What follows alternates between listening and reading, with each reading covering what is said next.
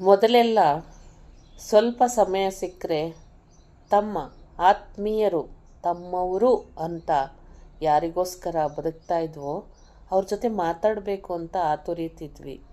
ಅವರನ್ನು ಭೇಟಿ ಮಾಡಬೇಕು, ಅವ್ರ ಜೊತೆ ಸಮಯ ಕಳಿಬೇಕು ಅನ್ನೋದನ್ನು ಆಲೋಚನೆ ಮಾಡ್ತಿದ್ವಿ.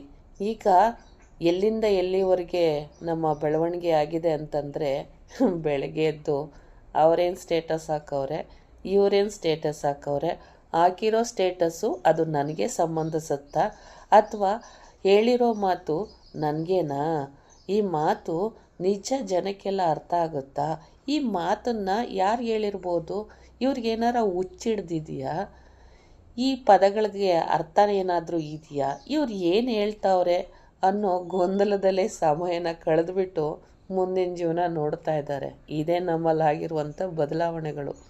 ಅದಕ್ಕೆ